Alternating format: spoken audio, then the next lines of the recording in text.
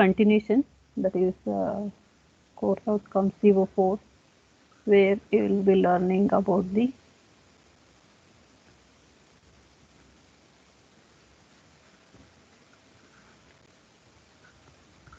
okay. So you are going to learn about more about the protocols related to data link layer.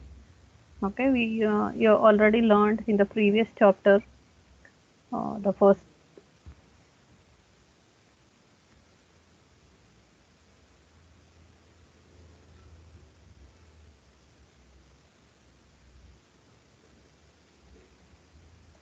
Okay, sorry for the interrupt. So in the previous chapter, that is chapter 11, where you learn more about the framing. Okay, so that is how data link layer is going to take care of forming the frame. Okay, and different types of frame. Can somebody tell what are the different types of frame the data link layer can prepare? Whatever the data it receives from the network layer, okay, it is going to form the frame. So whenever it is forming the frame, there are two types. Can somebody tell what are those two types? Unmute yourself and tell.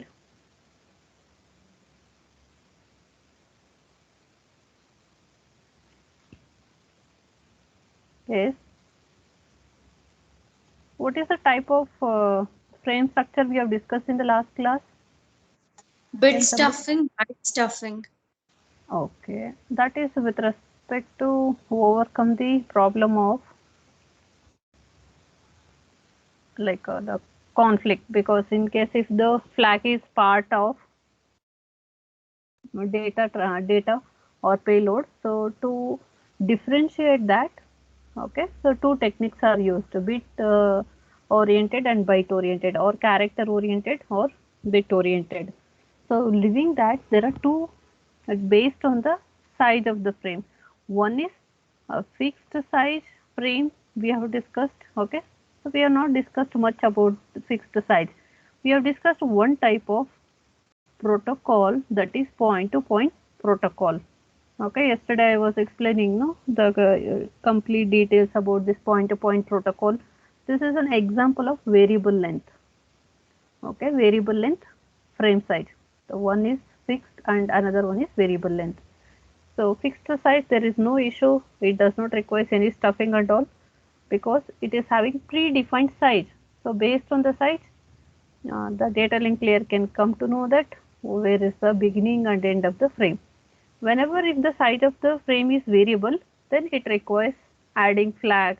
If flag is part of data, then you have to go for stuffing and unstuffing. Okay, so all that concept comes if it is a variable length frame. In terms of size, I am talking.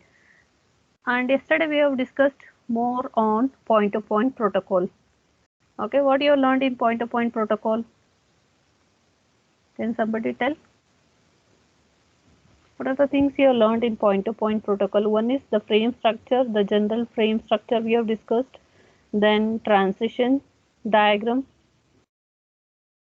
Transition diagram is very important. Okay, transition diagram. Then we have discussed three more protocols.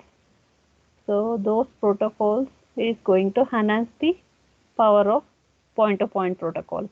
Okay, so those three protocols frame structure we have discussed in yesterday's class. Okay, LCP, authentication protocol, and link control protocol. So these are the three protocols we have discussed. Don't make it complicated. First learn the frame structure. So once you know the basic frame structure, okay, and any of these protocols can be implemented to frame the payload. Okay, so payload will be having these any one of the frame structure. Okay, either LCP or authentication protocol, and also depending on what type of operation it is doing, what type of data it is transferring, accordingly it is going to use. So I will be just go back to that. Just give me a minute.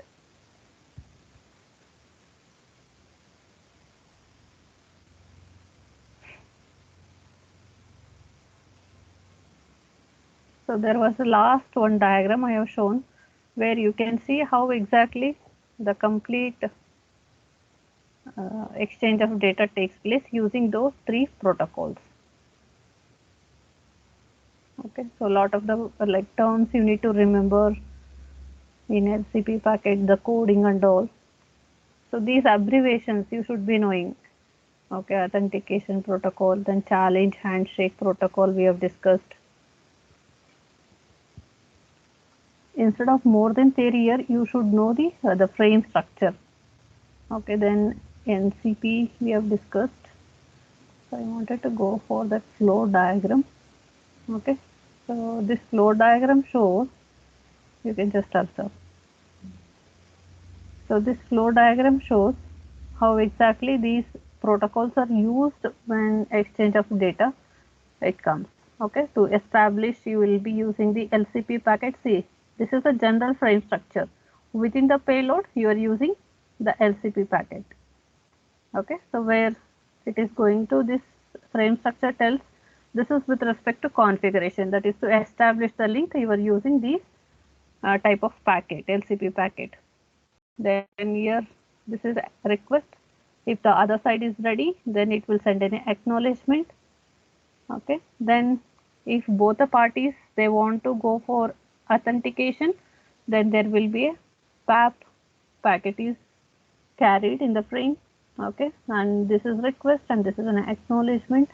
Once it is done, then configuration request and configuration acknowledgement. So here it is working with request and response.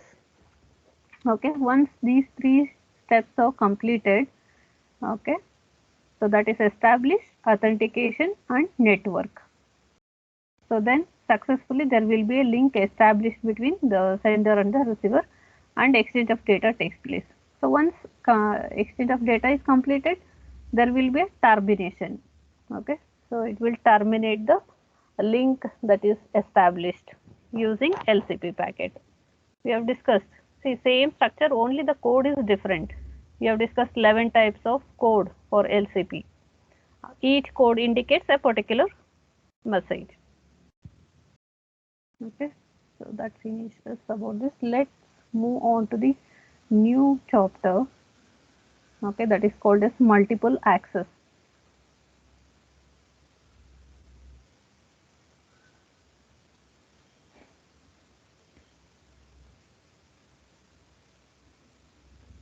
Okay, so multiple access, media access control, or we can tell it as multiple access. So the chapter name is media access control. So in short, you can tell it as a MAC protocol. We'll be using the term MAC protocol. So what is this MAC? Why is, in which layer it comes? Okay, so this is once again a part of data link layer. Okay, most of the time when you go for IS semesters, you will be, if you are doing any project, okay, in the network, you will come to know that MAC protocol. So you will be using the term MAC protocol, MAC address, all those things. Okay, so here what is MAC? So which layer it belongs? So here many protocols have been devised to handle access shared link. So first of all, just remember this comes as a sub layer of data link layer. Okay, we know that data link layer, some of the important things, concept we have discussed with respect to data link layer. Okay, so in the data link layer there is a sub layer. So that sub layer we call it as a media access control. Okay, media access control. In short, we call it as MAC.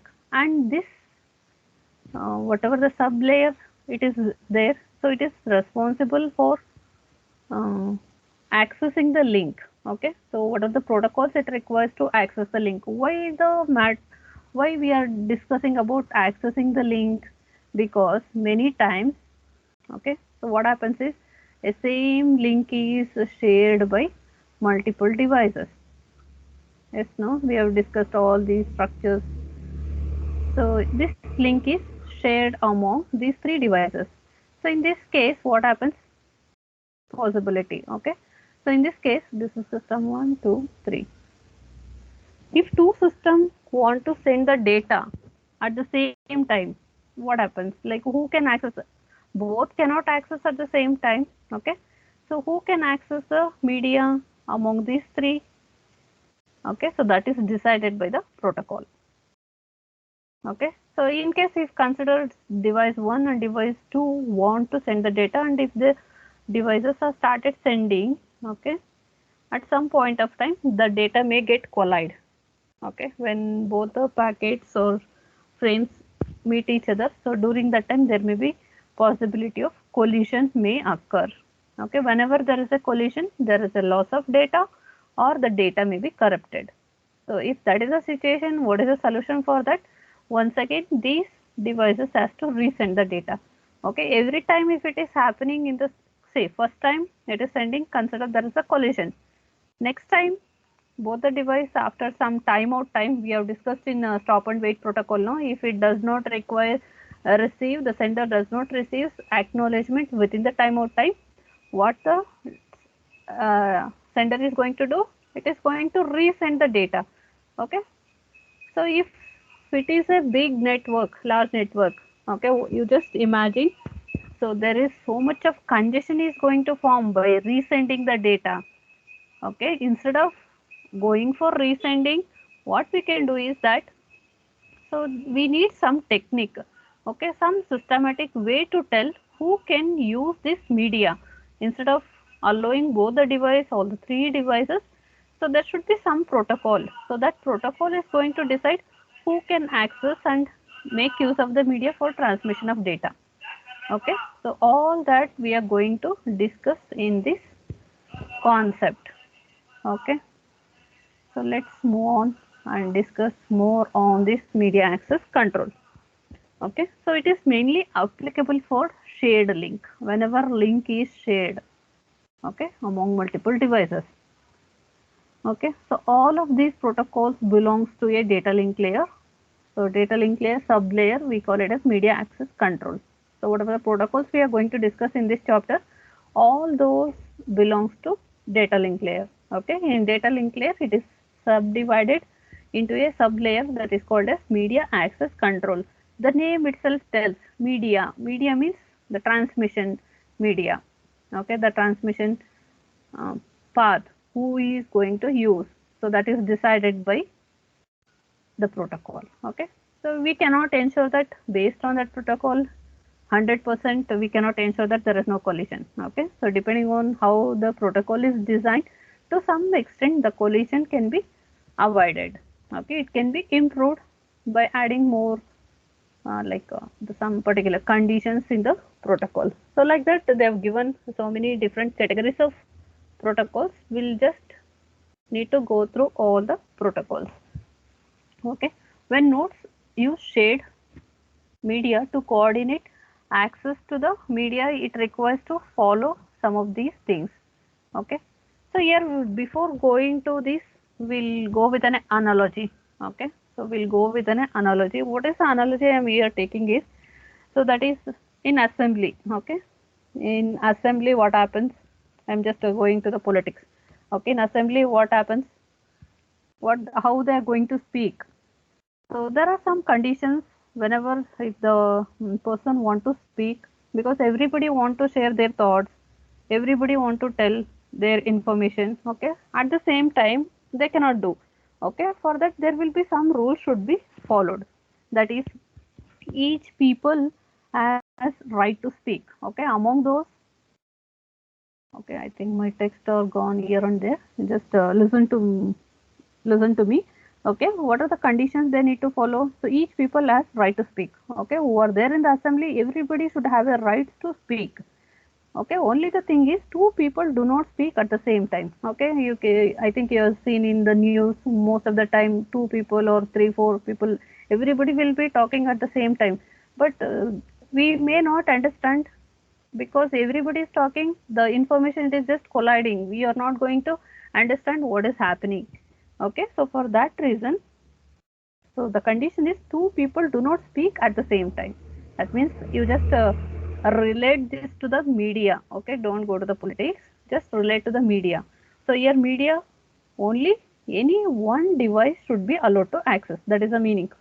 Then two people do not interrupt each other. Okay, so interrupt each other means whenever if some person is speaking, the other person should not speak.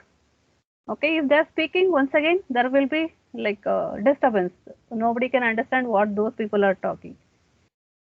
Okay, even when I am doing lecture, okay, so if people started the background noise, so nobody can understand what I am explaining. Okay, so that's why there should not be any interrupt between each people.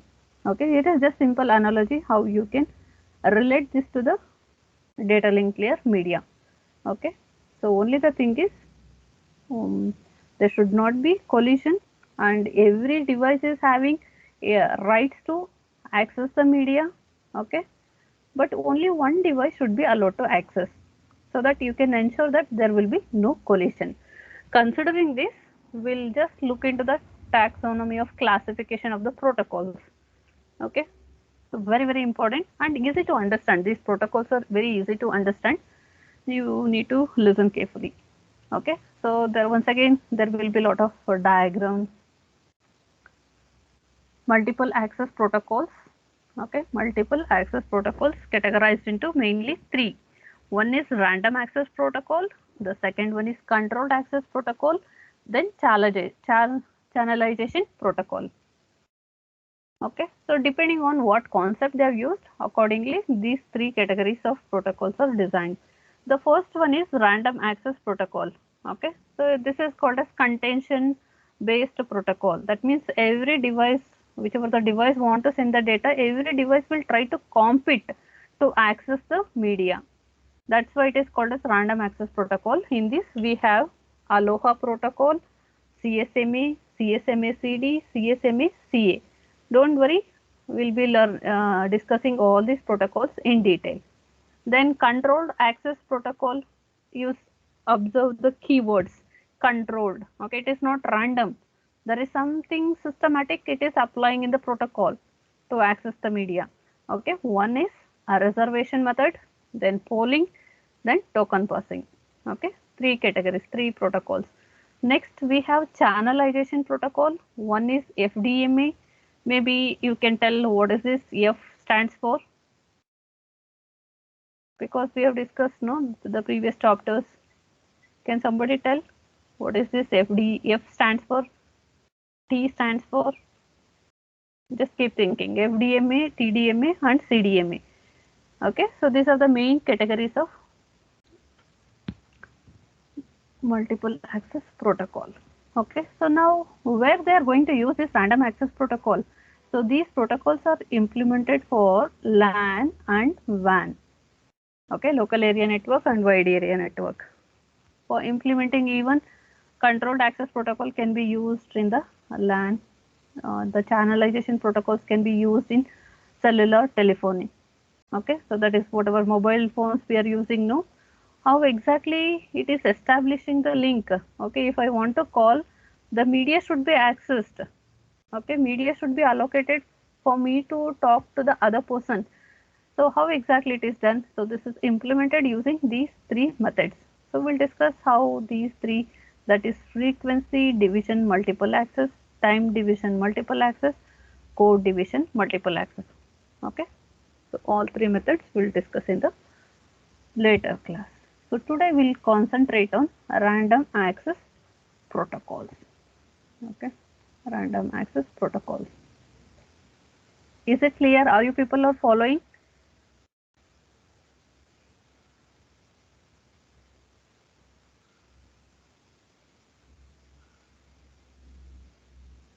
Yes. Are you people are following? Am I audible?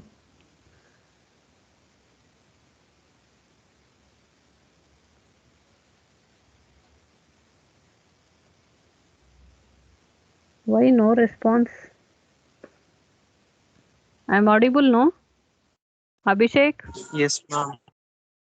Okay, thank you. Okay, so what is random access protocol? Okay, first we'll understand what is random access protocol, then we'll go to the categories. So in today's class, I'll be explaining about the Aloha protocol. Listen carefully, very simple protocols. You need to understand the concept, that's all. So what are the important characteristics of random access protocol? Okay, the name itself tells random. Okay, so here you are not going to give any priority or any some particular controlled access. No, nothing. Random means any station want to send the data, so they can start sending the data. That's why it is called random access. Randomly the devices can start sending the data. So here there are some important point you need to remember. Okay. So no station is superior to another station. Superior to another station.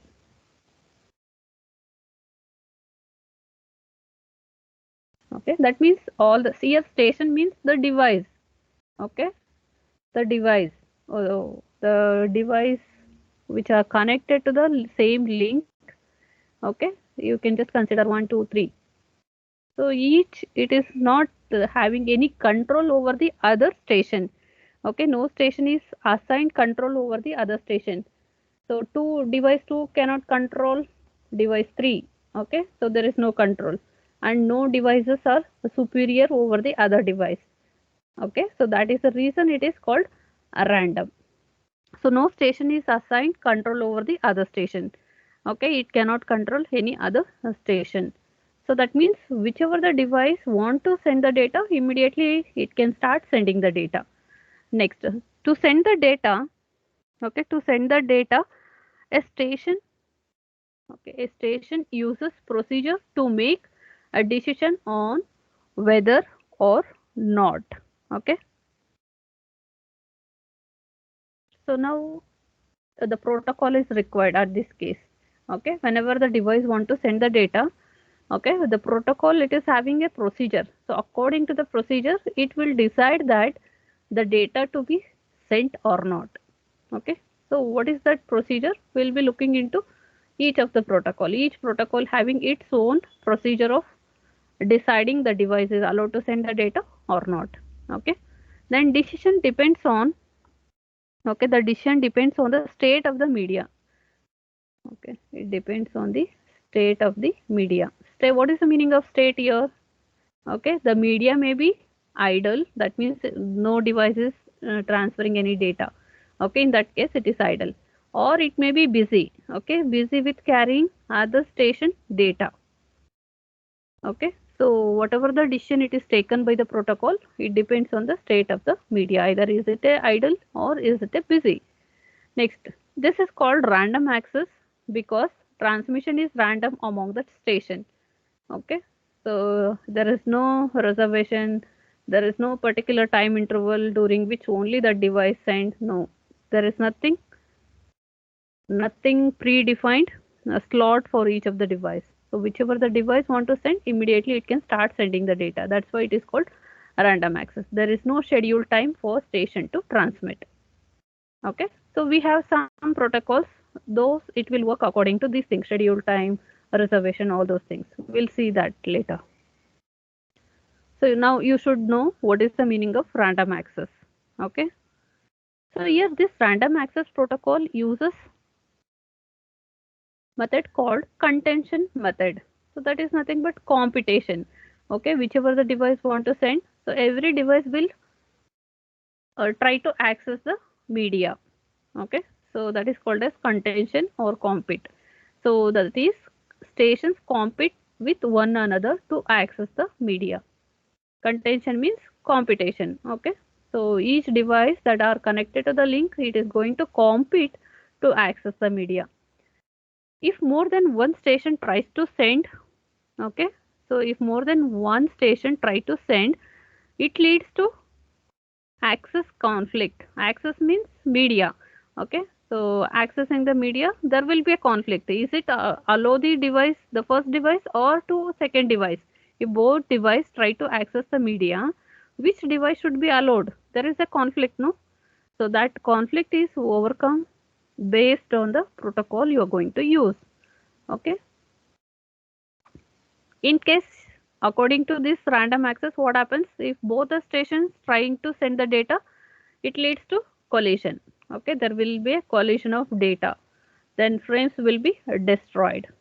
Okay, so then once again what happens if the frames are destroyed at the sender site where it is started the timer within the timeout time. Okay, if there is no acknowledgement, okay, it is going to resend. Okay, if it is happening every time, you just imagine what is the level of traffic in the network. Okay, so for that also we need some mechanism to take care. Whenever if there is no acknowledgement, immediately the device should not resend immediately, because even at the other device also, if it is not received, it is also resending the data. Once again there may be possibility of collision. So for that also we need some technique, so that there should be some delay. Okay, is random delay. Okay, it should wait for 2 seconds, and this should wait for 4 seconds, then retransmit. So all that it is going to come in the protocol. We'll discuss that part in the protocol. Is it clear everyone what is random access, why it is called as random access? Okay, so now random access, it is also called contingent method. Contingent means compete. So what are the four protocols that comes under random access protocol?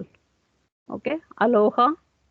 So Aloha, once again, classified into pure Aloha and slotted Aloha. Okay, then we have carrier sense multiple access, then third one is carrier sense multiple access with collision detection, carrier sense multiple access with collision avoidance. You just see where we are starting with a basic protocol. Okay, then we are just trying to modify, some new feature is added to this method. Okay, so still if it is having any problem, that can be overcome with this protocol. Like that you can just observe like how they are enhancing the protocol. So that's why we are not going to discuss directly what is CSMA CA. First you need to learn like uh, the simple protocol. Then you later need to learn how complexity is added to handle all possible situations. Okay, so we'll discuss all these four protocols. So today we'll just look into Aloha, the first one. Okay, I'll be explaining Aloha, the basic Aloha. We call it as pure Aloha, and there is a modified version that is called as slotted Aloha. Let's start with the Aloha. What is this Aloha and where they are going to use this Aloha protocol? It was designed for wireless LAN. Okay, so this is the application where they are using this Aloha protocol. Wireless LAN. It can be used on any shared media. It is not necessarily wireless LAN, wherever the media is shared. Okay, so in that place they can go for using of Aloha. Since media is shared between the station, there is a possibility of collision. Okay, so that we already know that it is not possible completely avoid. Okay, but still there will be a collision. Whenever devices are sending the data, there is a possibility of collision because we are using a random access method. Okay, so it is not going to ensure the avoidance of collision. It is there will be a collision in random access. When two or more stations send the data simultaneously, there is a possibility of collision. So due to that collision, the data may get lost. So if there is a loss of data, then it requires to go for retransmission. So now based on this Aloha, they have categorized into two types. One is called pure Aloha. Okay, pure Aloha and slotted Aloha. We'll quickly go to these two types today. Okay, and how both are different we'll discuss. So let me just start with the pure Aloha.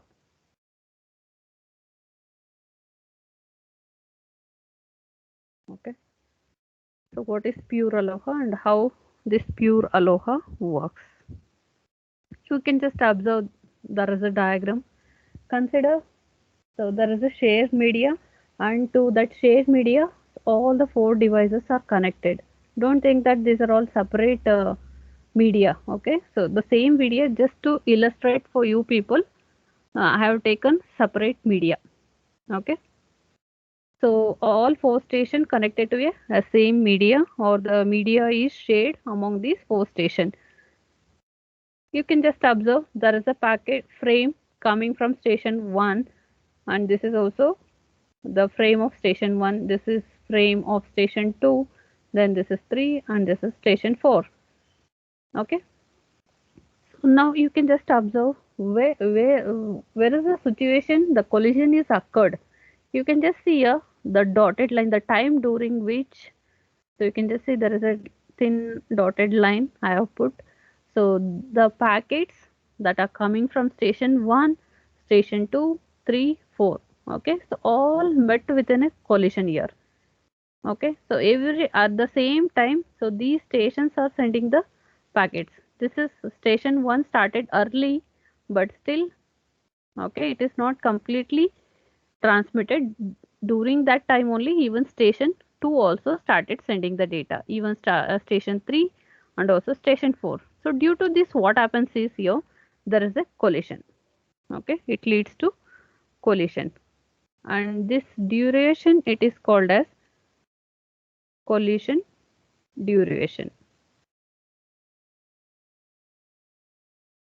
Okay, and also you can just observe same thing it is happening with respect to these packets. This dotted line indicates once again collision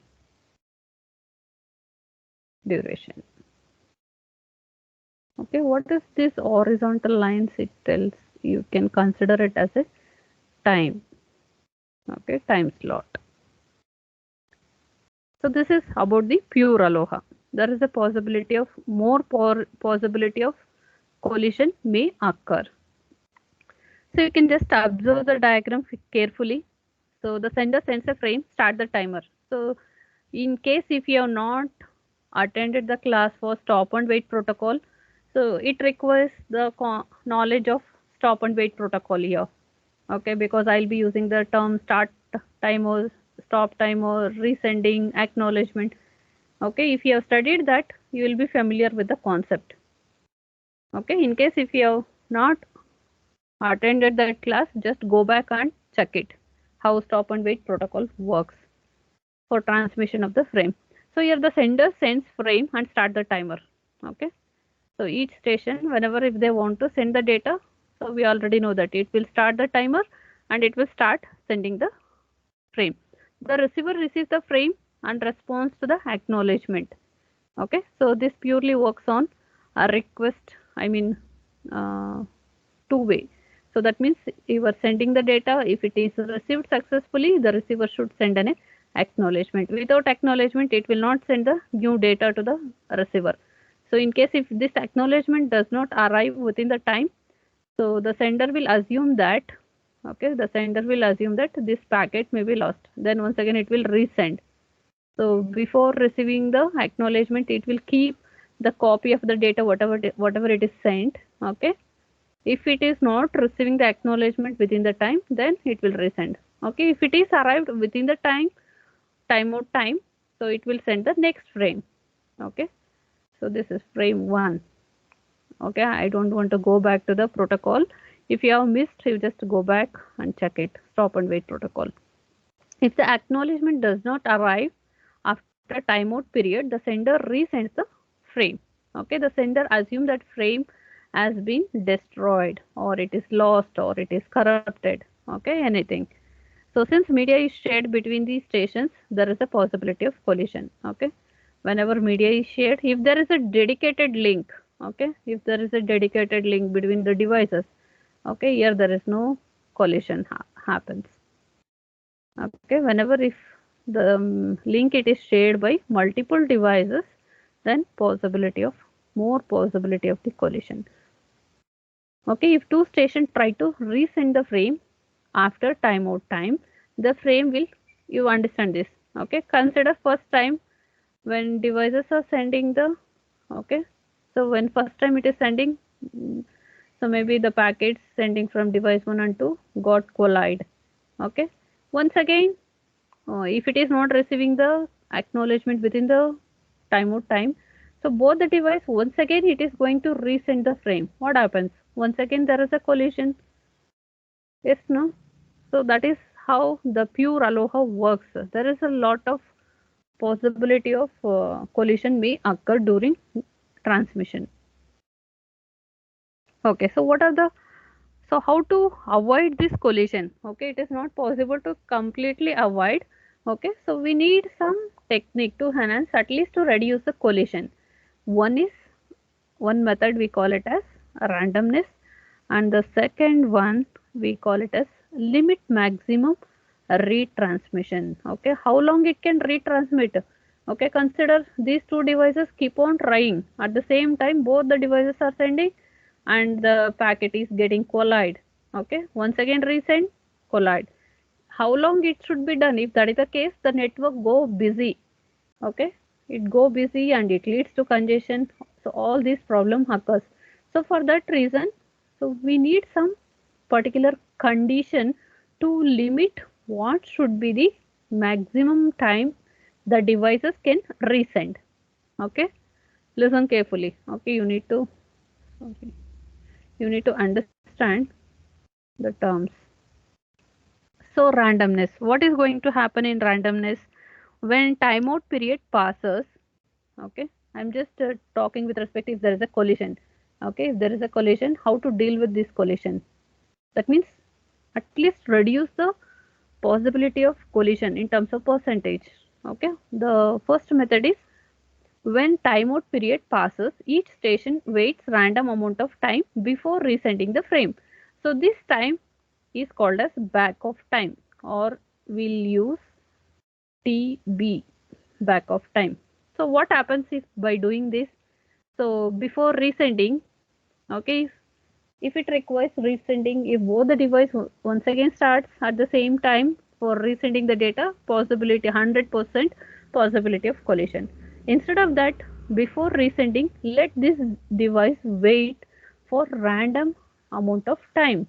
When I tell random amount, okay, so yeah, there will be some number given like 1 to 15 or 1 to 100. Okay, among these, whatever the random number it is going to get, so much of time this device should wait before resending. Okay, possibility of getting the same number for this device is very less. Okay, it will get some other random number. It has to wait so much of time and it has to resend. Okay, so this is one way of avoiding the collision. Are you getting? I want the response. Did you understood what is the technique used to reduce the collision? Or what is back of time? Back of time means before resending, the devices or the station must wait random amount of time. It should not immediately resend the data. Okay, I told you if both the devices resending the data at the same time, once again there is a collision. That's why, so each of the device it should wait for random amount of time. So this waiting of random amount of time we call it as back of time. Okay, so this randomness will help avoid more collision. Okay, it is not going to ensure that the completely it is going to remove the collision, but so the amount of collision can be reduced. Okay, using back of time, you should remember. So there is a flow diagram, whatever I am explaining, that is put in the form of flow diagram. You should able to go through that. I am not going to explain that. Next, limit the maximum retransmission. Okay, that's what I told. If it is keep on retransmitting, what happens? Okay, the network, every time the packet will collide. Okay, there will be a collision, and some to at some point of time there may be more network traffic also. Okay, that's why most of the time like we are unable to get the messages or the mail, or the file sending may take lot of time. Okay, so if network is free, okay, if the path is free, then obviously, so all these problem it does not going to occur. So limit the maximum retransmission. Don't allow the devices to keep on retransmitting if there is a collide. Instead of that, let that particular device wait for some time and later try for retransmission. Okay, so this method, that is limit maximum retransmission. This method prevents the congestion. Okay, congestion in the network. What is the meaning of congestion? If you consider at 9 o'clock, okay, in Hubbard signal, what is the congestion? The traffic, okay. So there are so many vehicles, they will be standing in the signal, okay. So that is one example, like how congestion may occur in the network, okay. So that is with respect to data, okay. So now how to reduce this congestion? There are a lot of protocol for that also, okay. We are not going to discuss those things. So here we are discussing with respect to Aloha, pure Aloha protocol.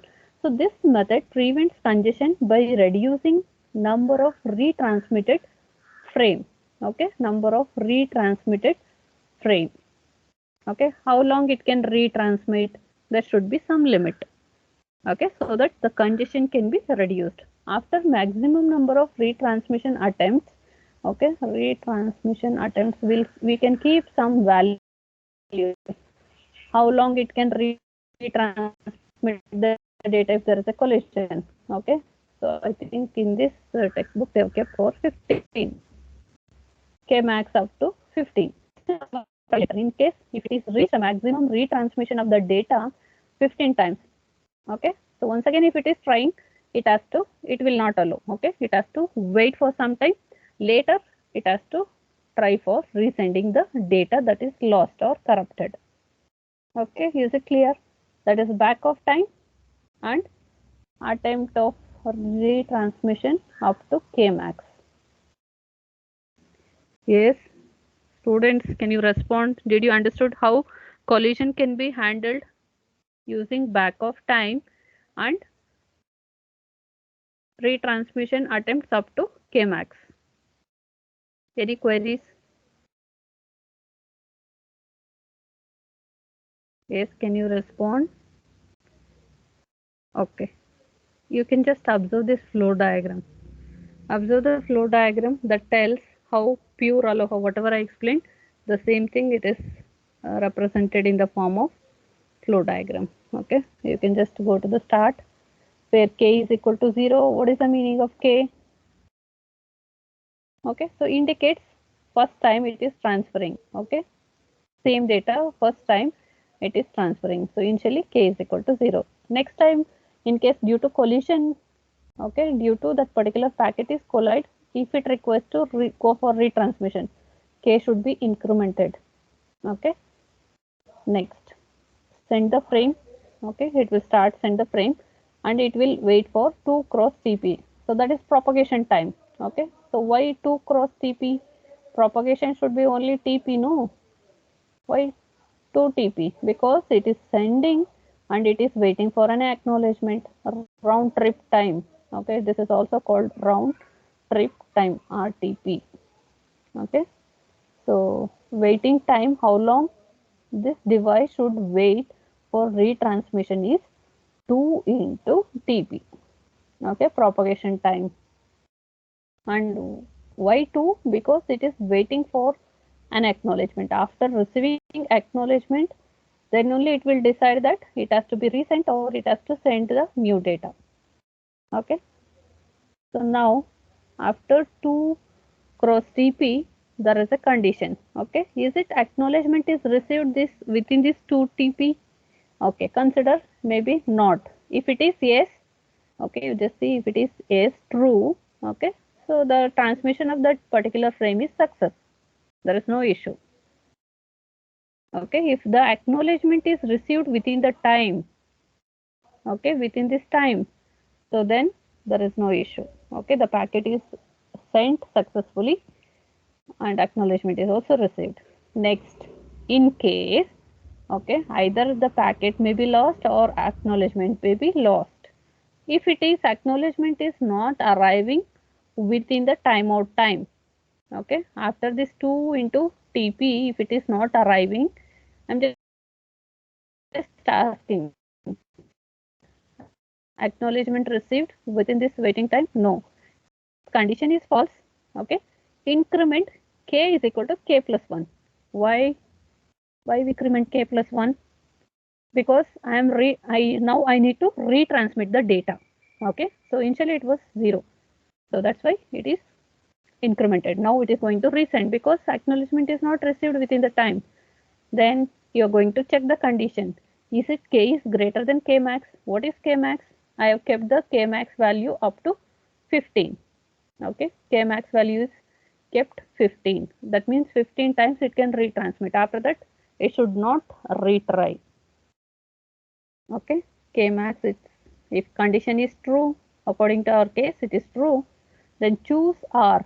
Okay, what is this R? It is a random number. Okay, so random number 0 to 2 power k minus 1.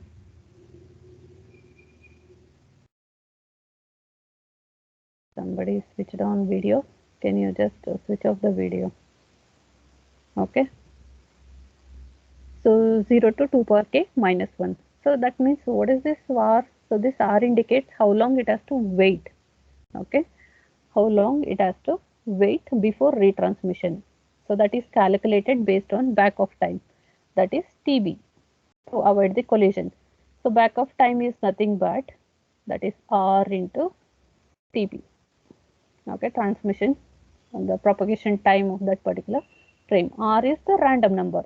Okay, so out of 0 to 2 per k minus any one number is taken, multiply with TP, so that will tell this much amount of time it has to wait before transmission. Once the time is crossed, it can start sending the same frame once again. This procedure continues. Okay. So here mainly you need to remember what is back of time and so what is k max, what is k, all these terms. Any queries? Any queries? So there is vulnerability. I'll just take 2 more minutes time. Okay. So there is a vulnerable time. So what is the time during which we can call it as vulnerable time? That is, vulnerable time is definitely during the time there is a collision. Okay. So that is called as vulnerable time. You can just see this is a packet or the frame sending from A. Okay. And this gray color shade you can see, no, this indicates this is the during which the packet is collide. Okay, so where A is collide with beginning of the B. So this is A is almost, it is end of the frame. Okay, and for B station it is beginning of the frame. So both it is getting collide. Similarly, you can just see there is a frame from station B that is collide with the beginning of the frame from station C. Okay, so this time interval we call it as vulnerable time. Okay, that is 2 cross into TR. Okay, so what is that is transmission time of a frame. Okay, that means the simple technique here is, so it should not send any frame like any time. Okay, if that is the case, more possibility of collision may occur. Okay, so we'll just check it how it can be reduced in slotted aloha. Okay, I'll explain. So this vulnerable time can be reduced in slotted aloha. Okay, so this time interval during this, whatever the packet it is sent, it is corrupted. So this is the problem with respect to pure aloha. Okay. Okay, so I think it's getting late. Let me just end the session. In tomorrow's class, I'll be explaining about the slot